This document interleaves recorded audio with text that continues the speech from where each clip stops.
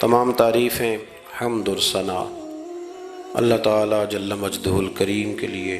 درود و سلام نبی اکرم نور مجسم شفیع معظم احمد مجتبیٰ جناب حضرت محمد مصطفیٰ صلی اللہ تعالیٰ علیہ وسلم کی ذات والا صفات کے لیے حمد و صلات کے بعد، عزیز دوستو، بزرگوں، بھائیوں، اللہ تبارک و تعالیٰ نے قرآن حکیم میں نبی رحمت صلی اللہ تعالیٰ علیہ وسلم کی عظمتوں کا، شانوں کا، بلندیوں کا ذکر فرمایا ہے۔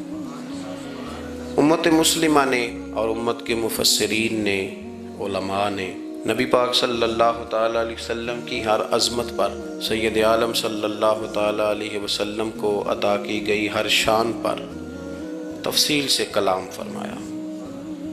ہمارے بزرگوں نے سید عالم علیہ السلام کی عظمتوں کو کھول کھول کر امت کو سنایا اور بتایا، لیکن پھر بھی بہت سارے پہلو تشنہ ہیں، اور جیسے جیسے وقت گزرتا جائے گا امت تک حضور سید عالم علیہ السلام کی عظمتوں کو پہنچایا جاتا رہے گا اور لوگ اس سے استفادہ کرتے رہیں گے۔ قرآن مجید میں اللہ تعالیٰ نے ارشاد فرمایا کہ یا ایھا النبی انا ارسلناک شاہدا ومبشرا ونذیرا، اے محبوب علیہ السلام، بے شک ہم نے آپ کو گواہ بنا کے بھیجا ہے، خوشخبری دینے والا بنا کے بھیجا ہے اور ڈر سنانے والا بنا کے بھیجا ہے۔ پھر فرمایا وَدَاعِيًا إِلَى اللَّهِ بِإِذْنِهِ، اور ہم نے آپ کو اللہ کی طرف دعوت دینے والا بنا کے بھیجا ہے اس کے اذن کے ساتھ، وَسِرَاجًا مُنِيرًا، اور آپ کو چمکتا ہوا آفتاب بنا کے بھیجا ہے۔ دنیا کے اندر انسان میں جو چیز اسے رغبت دیتی ہے، جو اس کو عمل پر ابھارتی ہے، وہ اس کا عقیدہ اور اس کی سوچ ہوتی ہے۔ انسان کے جو افکار ہوتے ہیں نا، جو اس کی سوچیں ہوتی ہیں، وہ اس کے عمل کو مرتب کرتی ہیں۔ انسان کا جس طرح کا نظریہ ہوتا ہے، پھر وہ زندگی میں عمل بھی اسی طرح کے کرتا ہے، لوگوں کے بیچ رہ کے وہ وقت بھی اسی طرح ہی گزارتا ہے۔ قریش مکہ اور حضور سید عالم صلی اللہ تعالیٰ علیہ وسلم سے جو پہلے کے لوگ تھے، ان کے افکار بہت ساری خرابیوں کا شکار ہو گئے تھے، فکری کمزوریاں پیدا ہو گئی تھیں، مختلف قسم کی اوہام پرستی کا وہ شکار تھے، توہمات میں الجھ گئے تھے۔ حج کا موقع آیا ہے تو اب انہوں نے قبولیت کا یہ نظریہ گھڑ لیا ہے کہ ننگے ہو کے معاذ اللہ طواف کریں گے بیت اللہ کا۔ قربانی کا موقع آیا ہے تو جانوروں کا خون دیواروں کے ساتھ لگائیں گے خانہ کعبہ کی۔ اور قرآن حکیم ہمیں یہ بھی بتلاتا ہے کہ جب حج کر کے لوٹتے ہیں تو اب دروازوں سے نہیں گزرنا، اب ہم نے کوئی اور رستے پھلانگ کے گھروں میں آنا ہے، اس لیے کہ ہم نیک ہو کے آئیں۔ تو مختلف قسم کی توہمات انہوں نے گڑھ لی تھی، اللہ تبارک و تعالیٰ کی ذات کے بارے میں بھی، انبیاء کرام علیہ السلام کے بارے میں بھی۔ قرآن مجید ہمیں کہتا ہے کہ یہودیوں نے جناب عزیر علیہ السلام کو اللہ کا بیٹا کہا، عیسائیوں نے معاذ اللہ حضرت عیسیٰ علیہ السلام کو اللہ کا بیٹا کہا۔ تو افکار کے اندر جب انسان کے بہت زیادہ خرابیاں آ جاتی ہیں، یعنی ایک آدمی کا ذہن بن گیا نا سارے لوگ چور ہی ہیں، تو پھر کسی سے دوستی کرنا، کسی کے ساتھ چلنا، وقت گزارنا اس کے لیے دشوار ہی نہیں، محال بھی ہو جاتا ہے۔ اور اگر انسان محسوس کرنے لگتا ہے نا کہ یار نہیں، ایسا نہیں ہے، یہ میرے رسول کریم کی امت ہے، اور حضور علیہ السلام نے فرمایا میری امت کبھی گمراہی پر جمع نہیں ہوگی، تو امت میں خیر ہے، ہمیں خیر کو تلاش کرنا چاہیے۔ پھر انسان آہستہ آہستہ نرم ہونے لگتا ہے، لوگوں کو گنجائش دینے لگتا ہے، اور ان کی باتوں کو، ان کی کمزوریوں پر وہ استدلال کرتا ہے کہ یہاں کمزور پڑ گئے ہوں گے، یہاں یہ مسئلہ ہو گیا ہوگا۔ وہ کسی نے کہا تھا کہ جانے کس عمر میں جائے گی یہ عادت میری، روٹھنا اس سے تو اوروں سے الجھتے پھرنا۔ کئی دفعہ یوں بھی ہوتا ہے۔ تو ہمارے ہاں افکار میں اگر حسن رہے، تازگی رہے، خوبصورتی رہے، اب بھی کچھ لوگ ایسے ہیں جو اعتدال کا رستہ چھوڑ جاتے ہیں۔ صوفیاء کی جماعت میں جب سے ملنگوں نے قدم رکھا ہے، اور بہت سارے ایسے لوگ جو کہتے ہیں کہ نہیں تمہیں نہیں پتہ، بات معرفت کی ہے، تو ان لوگوں نے بھی خرابی پیدا کر دی۔ پھر اس کا نقصان یہ ہوا کہ کچھ دانشوروں نے، شعراء نے، سیاستدانوں نے معاذ اللہ یہاں تک کہنا شروع کر دیا کہ جو جس کو بھی پکارتا ہے کسی نہ کسی روپ میں اللہ کو ہی پکارتا ہے۔ افکار میلے کر دیے، بھئی اگر جس کو بھی جو پکارا جا رہا تھا تو وہ معاذ اللہ اللہ کو ہی پکارا جا رہا تھا، جس کے سامنے جو جھکتا تھا تو کوئی نہ کوئی اس کے ہاں توحید پائی ہی جاتی تھی، تو پھر اللہ کے رسول بتوں کے خلاف کیوں جہاد کرتے رہے؟ پھر لا الہ الا اللہ کا کیا معنی ہوا؟ تو ایک تو وہ طبقہ آیا، پھر ایک الحاد اور بے دینی کا رویہ کچھ لوگوں نے یہ بھی اختیار کیا کہ معاذ اللہ انہوں نے مسبب الاسباب کی بجائے لوگوں کو اسباب پر زیادہ توکل کرنے کا معاذ اللہ درس دیا۔ دعاؤں سے کام نہیں چلتا، خالی نعروں سے بات نہیں بنتی۔ اس کو یہاں تک لے گئے کہ اگر آج انہیں حضور کا کوئی معجزہ بتایا جائے، کسی کرامت کی بات کی جائے، اللہ تبارک و تعالیٰ کی طرف سے عطا کردہ کسی انہونی ایسی بات میں جس میں خالصتاً قدرت الہی کا دخل ہو، تو ان لوگوں کے لیے ماننا مشکل ہو جاتا ہے، کیونکہ انہوں نے زور ہی اس بات پہ دے دیا ہے۔ تو ان سارے رویوں کے اندر ہمیں پھر پلٹ کر انہی تعلیمات کی طرف توجہ کرنی ہوگی جو مدینے والے محبوب نے ہمیں عطا فرمائی، جو حضور نے عقائد اور نظریات کا حسن ہمیں عطا فرمایا۔ یہ میرا دور گھبرائے ہوئے لوگوں کا دور ہے، پریشان لوگوں کا دور ہے۔ ڈپریشن کے مریضوں کی تعداد 65% تک پہنچ گئی ہے۔ اس قدر زیادہ لوگ ڈرے ہوئے، پتہ نہیں کیا ہوگا۔ جو غریب ہو گیا وہ جانتا ہے شاید کبھی بھی میرا ہاتھ نہیں پڑے گا، جو بیمار ہو گیا وہ سمجھتا ہے کہ شاید کبھی تندرست نہیں ہوگا۔ تو کمزوری آ گئی اور تیزی کے ساتھ آئی۔ ٹی وی پہ بیٹھے لوگوں نے بھی کمزور کیا۔ پھر ایک تعویذ دھاگے والے تھے، انہوں نے بھی کہہ دیا تینوں کسی نے کچھ کیتا ہے۔ او بھئی کنے کیتا ہے؟ کہندا ہے مینوں حکم ہی نہیں، مینوں تے شرارت دا حکم سی، وہ میں کر چھڑی، تینوں کسی نے کچھ ہے۔ اب تو سوچتا رہ، جتنے تیرے دشمن ہیں تو ان کی لسٹ بنا لے۔ تو شرارتیں ہوئیں، لوگ کمزور ہوئے، افکار کے اندر کمزوری آئی۔ رسول کریم صلی اللہ علیہ وسلم لوگوں کو طاقتور کرتے، توکل کا درس دیتے، توحید باری تعالیٰ کے ستھرے جذبے حضور اپنے غلاموں کو عطا فرماتے، ان کی فکری حضور تربیت فرماتے، فکری۔ اللہ کے رسول صلی اللہ علیہ وسلم غار ثور میں موجود ہیں، ساتھ سیدنا صدیق اکبر رضی اللہ تعالیٰ عنہ۔ کفار جو گرفتار کرنے والے تھے، پیچھے لگے ہوئے تھے، وہ غار ثور کے دروازے تک آ گئے۔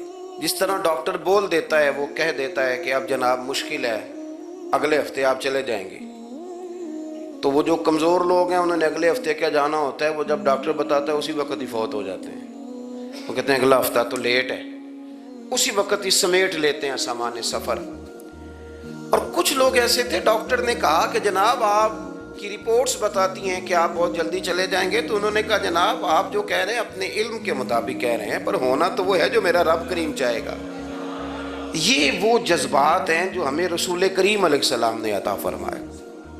دیکھو حضرت ابوبکر صدیق رضی اللہ تعالیٰ عنہ کے ساتھ حضور غار ثور میں موجود ہیں۔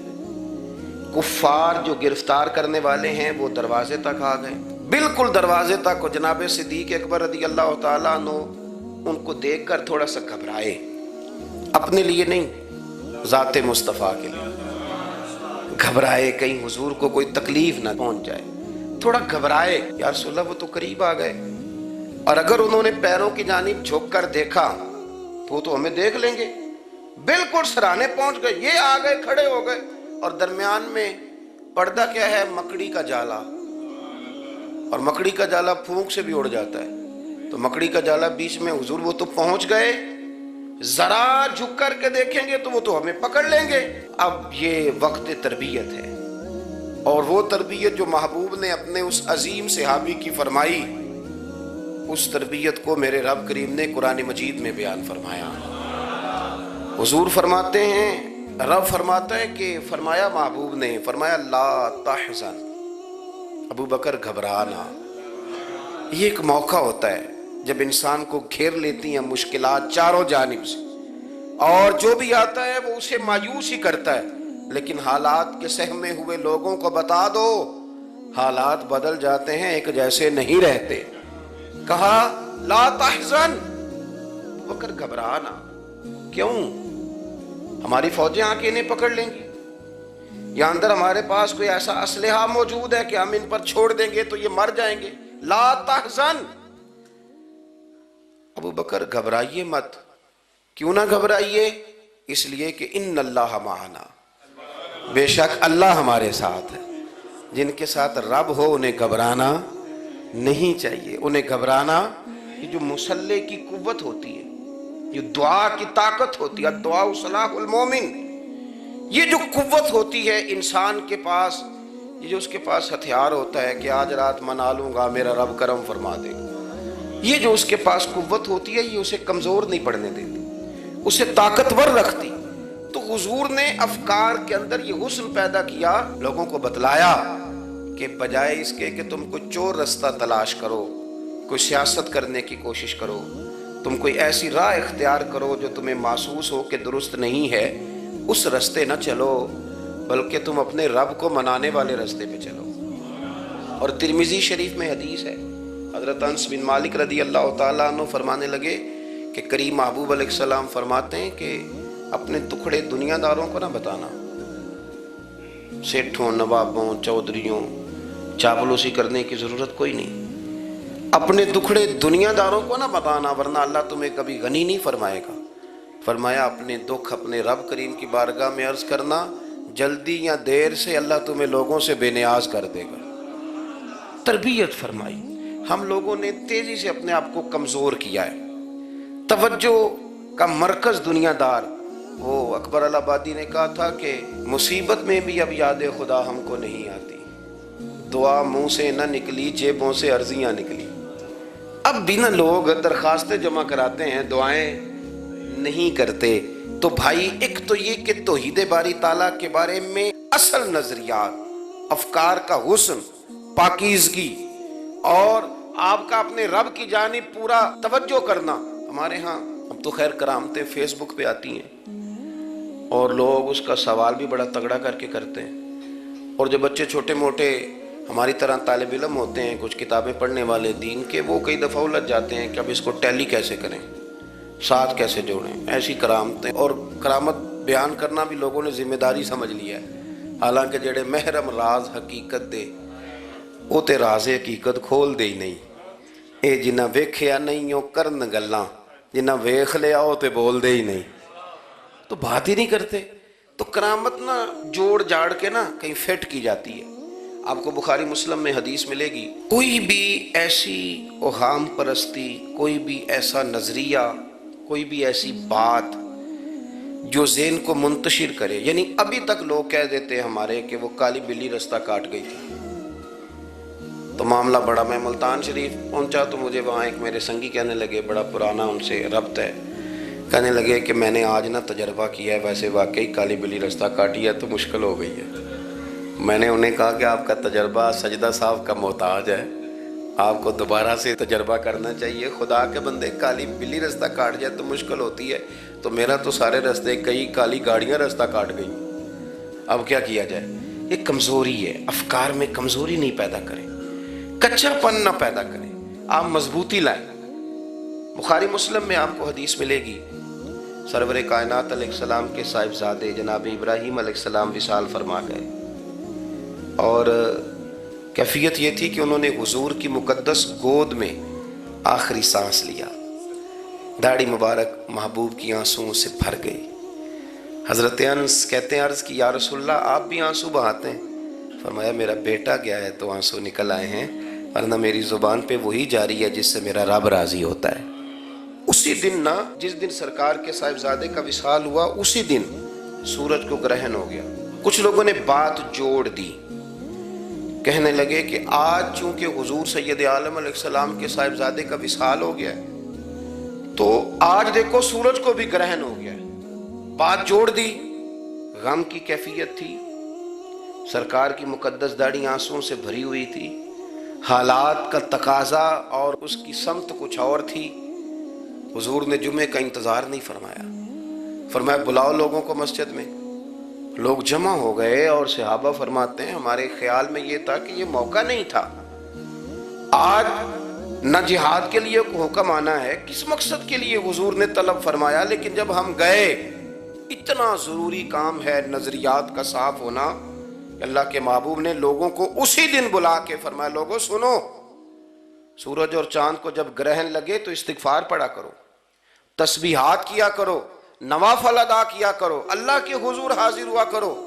فرمایا یہ سورج اور چاند کو جب گرہن لگے تو یہ اللہ کی نشانیوں میں سے نشانی ہوتا ہے، کسی بندے کے دنیا سے جانے کا اس کے ساتھ کوئی تعلق نہیں۔ تم نے اپنے ذہن کو ٹھیک رکھنا ہے، افکار کو ٹھیک رکھنا، کسی بھی قسم کی تم نے اوہام پرستی کا شکار نہیں۔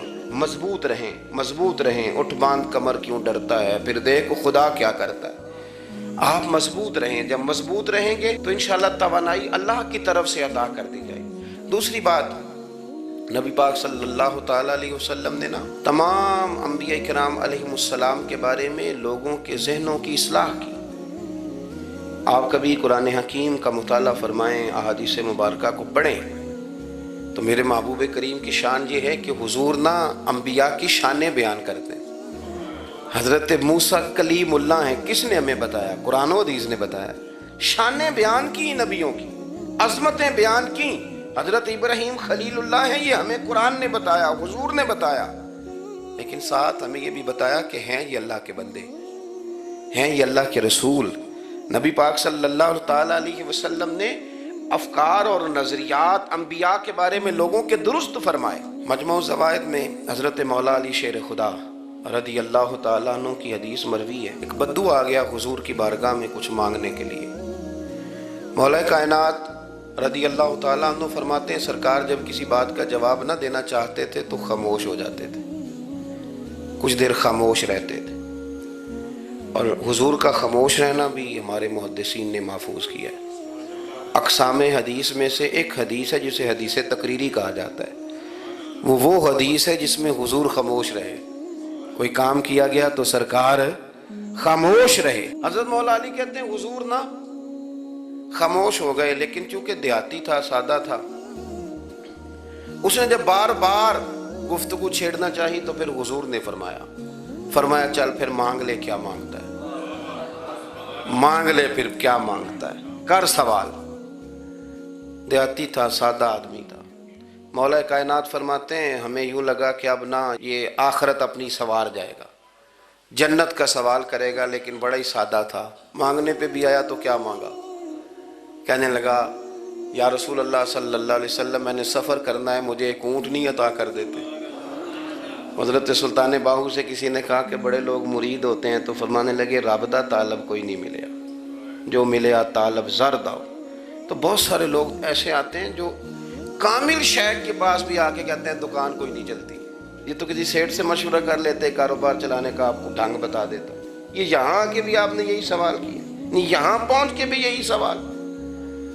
تو نبی پاک صلی اللہ تعالیٰ علیہ وسلم سے کہنے لگا ایک اونٹ دے دیں آنے جانے کے لیے۔ حضرت علی کہتے ہیں ہمیں بڑا افسوس ہوا، یار تو آیا کہاں پہ ہے اور تو مانگ کیا رہا ہے؟ تو بارگاہ دیکھ اور اپنا سوال دیکھ، تو کہاں کھڑا ہے، کیا مانگ رہا ہے؟ حضور مسکرائے اور مسکرا کر کے فرمایا کہ اونٹ تجھے دیا، چل کچھ اور بھی مانگ لے۔ حضرت علی کہتے ہیں ہم نے کہا اب جنت مانگے گا یہ حضور سے؟ تو بڑا ہی بولا تھا، کہنے لگا جی اگر آپ کچھ اور بھی دینا چاہتے ہیں تو اونٹ پہ ڈالنے کے لیے کجاوا بھی دے دیں۔ تو حضرت مولا علی شیر خدا فرماتے ہیں ہمیں پھر بڑا افسوس ہوا کہ یار دیکھو اتنا چانس ملا ہے پھر کھو دیا ہے۔ رسول کریم علیہ السلام بھی مسکرائے، اور سرور کائنات کی جو مسکراہٹ ہوتی تھی وہ خوشیاں تقسیم کرتی تھی۔ اعلیٰ حضرت رحمت اللہ علیہ فرماتے ہیں جس کی تسکین سے روتے ہوئے ہنس پڑے، جس کی تسکین سے روتے۔ اب یہاں سوال پیدا ہوتا تھا کہ پھر اس مسکراہٹ کے لیے تو انتظار کرنا پڑتا ہوگا کہ حضور مسکرائیں تو روتے ہوئے ہنسیں، تو اگلا شعر بھی ہے اور جواب بھی ہے۔ فرمانے لگے جس کی تسکین سے روتے ہوئے ہنس پڑیں اس تبسم کی عادت پہ لاکھوں سلام۔ یہ تو عادت ہے حضور کی، یہ تو عادت ہے مسکراتے رہنا۔ تو حضور بھی زیر لب مسکرائے۔ تیسری دفعہ میرے کریم نے پھر فرمایا چل مانگ لے کچھ، تجھے ایک چانس اور دیتے ہیں۔ پر مولا کائنات فرماتے ہیں بڑا ہی بھولا تھا، تیسرا چانس ملا، گویا گولڈن چانس ملا، لیکن پھر بھی وہیں کا وہیں رہ گیا۔ کہنے لگا ٹھیک ہے اگر آپ کچھ اور بھی دینا چاہتے ہیں تو میرا سفر لمبا آنے جانے کا خرچہ بھی دے دے۔ اللہ اکبر۔ اب حضور عقائد کی بابت بتانے لگے کہ رسالت کے بارے میں، محبوب کے بارے میں عقیدہ کیسا ہونا چاہیے؟ تو حضور علیہ السلام فرمانے لگے تجھ سے تو وہ بنی اسرائیل کی بڑھیا ہی اچھی تھی۔ یا رسول اللہ صلی اللہ علیہ وسلم کون سی؟ تو حضور فرمانے لگے جناب موسیٰ علیہ السلام کو حکم ہوا ہجرت کریں، تو آپ جانے لگے، تو پھر ارشاد خداوندی ہوا کہ جہاں حضرت یوسف علیہ السلام مدفون ہے، آپ کا مزار پر انوار ہے، اگر آپ کو جانا ہے تو پھر ان کے تابوت کو بھی آپ نکال کر کے ساتھ لے جائیں۔ حضرت سیدنا موسیٰ علیہ السلام نے لوگوں سے پوچھا تمہیں پتہ ہے جناب یوسف کا مزار کہاں ہے؟ کسی کو نہیں پتا، ایک بوڑھی اماں ہے ضعیف العمر، اس کو خبر ہے۔ حضرت موسیٰ علیہ السلام نے اس سے کہا اماں تو بتائے گی کہ حضرت یوسف کا مزار کہاں ہے؟ تو کہنے لگی بتاؤں گی پر مفت نہیں بتاؤں گی۔ یہ حضور بیان کر رہے ہیں، بتاؤں گی پر فری میں نہیں بتاؤں گی، میں نا مفت تھوڑی بتاؤں گی۔ فرمایا چل تو اپنی قیمت بتا بتانے کی، تو کہنے لگی میں اس شرط پہ جناب یوسف کے مزار کا پتہ بتاؤں گی کہ آپ مجھے جنت میں وہ والا گھر دیں گے جس کے پڑوسی جناب موسیٰ علیہ السلام ہوں۔ آپ کے پڑوس میں گھر چاہیے، تجھ سے تجھی کو مانگ کے میں نے مانگ لی ساری کائنات، وہ والا مکان چاہیے جس کے پڑوسی آپ ہوں۔ تو حضرت موسیٰ کلیم فرمانے لگے اماں چل جنت مانگ، تو نبیوں کے قریب مکان مانگ رہی ہے، وہ تو بڑا اونچا درجہ ہوگا، تو بڑی دور پہنچ گئی، اتنی بڑی سوسائٹی میں پلاٹ مانگ لیے، وہاں پہنچ گئی۔ تو بوڑھی کہنے لگی ٹھیک ہے، پھر اگر یہ معاملہ ہے تو پھر ختم ہو گئی بات، اگر آپ نہیں بتاتے تو جائے میں بھی نہیں پتہ بتاتی۔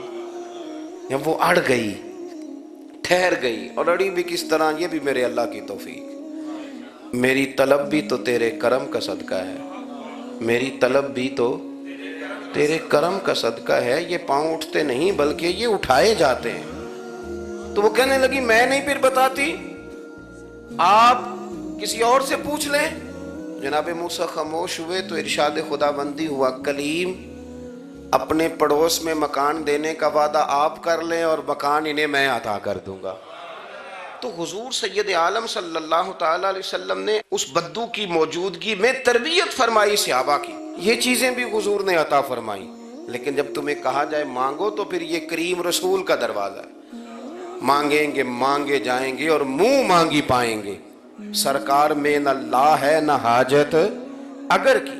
تو افکار کا حسن، نظریات کی پاکیزگی، ہمارے ہاں نا آج کل جو ہمیں لیکچر دیے جاتے ہیں نا، بالخصوص جو طلباء سائنس پڑھتے ہیں، تو وہ جب سوالات اٹھاتے ہیں تو اس میں کچھ ایسی چیزیں بھی آتی ہیں، یہ ابھی کورونا کے حالات جب پچھلے دنوں چل رہے تھے تو اس وقت دو تین قسم کے لوگ ہوئے، ایک تو وہ ہوتے ہیں جو بالکل ہی ڈرتے، کہتے ہیں وہ چھوڑو جو ہوگا دیکھا جائے گا، اور ایک وہ ہوتے ہیں جو اتنا ڈرتے ہیں کہ بیچارے اپنے سائے سے بھی ڈرنے لگ جاتے ہیں۔ تو یہ دونوں باتیں جو ہیں یہ درست نہیں ہیں۔ درست کیا ہے کہ آپ احتیاط بھی کریں گے پر بھروسہ اپنے رب کریم کی ذات پر کریں گے، بھروسہ اللہ پر۔ تو لوگوں کو ڈرایا جاتا ہے اور جو خوف پھیلایا جاتا ہے ہمارے ہاں وہ بڑا عجیب قسم کا انداز ہے، قبر کو کھڑکی کوئی نہیں ہوتی، دروازہ کوئی نہیں ہوتا، آکسیجن کیسے جائے گی؟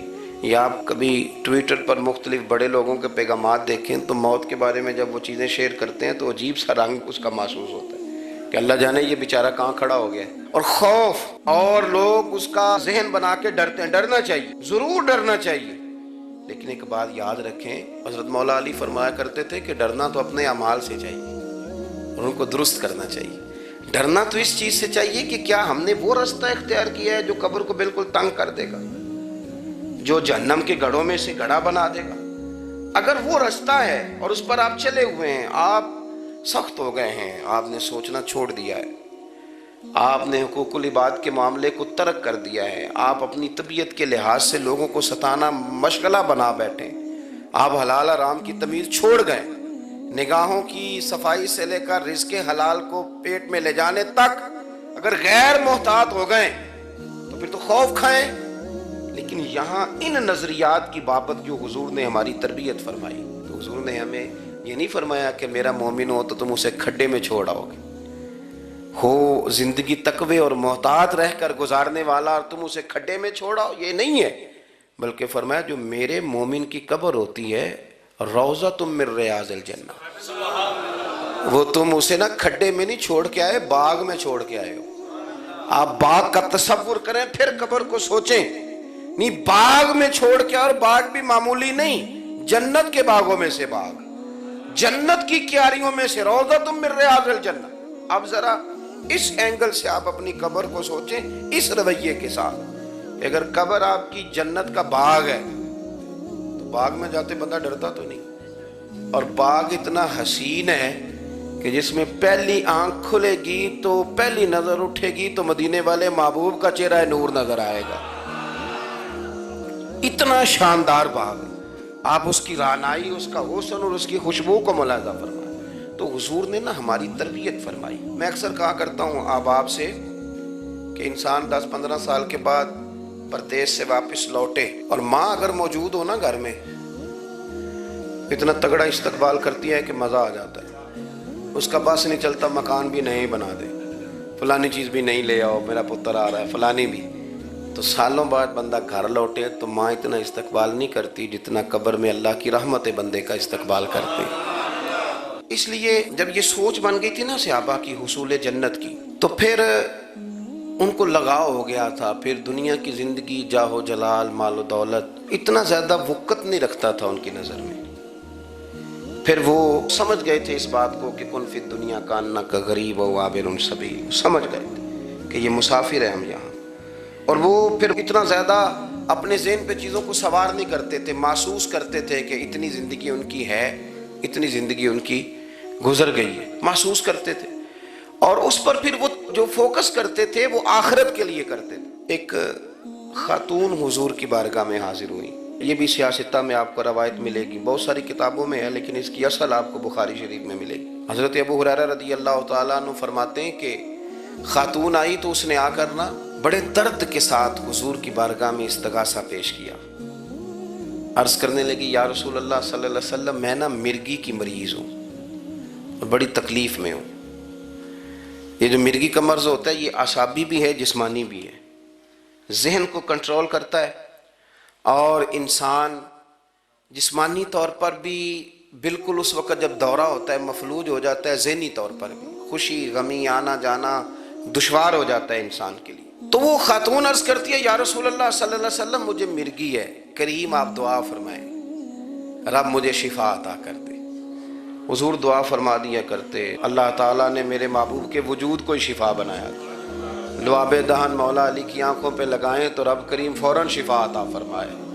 لیکن حضور نا تربیت جب کرتے نا، تربیت لوگوں کے بیچ، تو پھر نظریات کو، عقائد کو، افکار کو حضور غسل دیتے، وضو کراتے. یہاں بھی سرکار نے صحابہ کے بیچ اس خاتون سے گفتگو فرمائی اور حضور فرمانے لگے اگر تو کہے تو میں دعا کرتا ہوں رب تجھے شفا دے دے گا. حضور فرمانے لگے اگر تو کہے میں دعا کرتا ہوں اللہ شفا دے گا. اور فرمایا اگر تو کرے صبر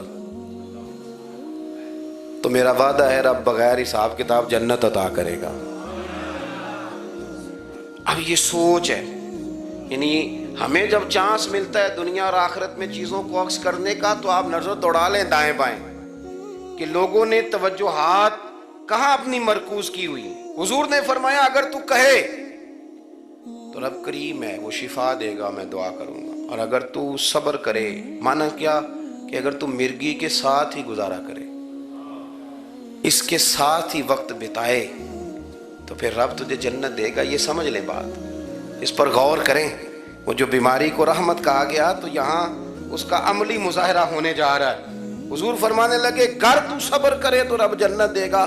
صحابہ کہتے ہیں اس بوڑھی نے 1 منٹ نہیں لگایا سوچنے کے لیے، فوراً عرض کرنے لگی. گویا عرض کرتی ہے حضور تھوڑی سی تو زندگی ہے، میں مرگی کے ساتھ ہی گزارا کر لوں گی، آپ دعا کریں رب مجھے جنت عطا کر دے، ہاں میرے لیے جنت کی دعا کر دیں. تو صحابہ فرماتے ہیں حضور نے دعا کر دی، گویا وعدہ ہو گیا جنت کا. وہ عرض کرتی ہے یا رسول اللہ صلی اللہ علیہ وسلم جب مرگی ہوتی ہے تو میرے وجود سے کپڑا ہٹ جاتا ہے، ستر کا مسئلہ بنتا ہے، اس کے لیے آپ ضرور اللہ کے حضور عرض کریں. تو سرکار نے دعا کر دی. صحابہ فرماتے ہیں کہ وہ دیر تک موجود رہیں، دیر تک. حضرت عثمان غنی کے زمانہ مبارکہ تھا، وہ بوڑھی موجود رہیں. جب بھی انہیں مرگی ہوتی تھی کپڑا اپنی جگہ پہ موجود رہتا تھا. اور جب ہم سے کوئی کسی جنتی کو دیکھنے کا سوال کرتا تھا تو ہم کہتے تھے اس بوڑھی کو دیکھ لو، اسے دنیا میں ہی حضور نے جنت کی بشارت عطا فرمائی. تو جو سمجھنے کی بات ہے وہ یہ ہے توحید، رسالت، قبر، حشر، اس کے بارے میں اپنے نظریات کو صاف ستھرا رکھیں۔ وقت تیزی سے بیت رہا ہے، وقت جو اپنی اس کی سپیڈ ہے اس کے ساتھ وہ گزر رہا، قریب ہوتے جا رہے ہیں لوگ قبر کے، آخرت کے۔ کرنے کا کام یہ ہے کہ ہمارے نظریات وہ ہوں جو ہمیں رسول کریم نے عطا فرمائے۔ حضرت فاروق اعظم رضی اللہ تعالیٰ عنہ جیسے دلیر آدمی حضور کے مقدس وجود پر موٹے بان کی چارپائی کے نشان دے کے جب روئے ہیں تو حضور نے وہاں بھی تربیت فرمائی ہے۔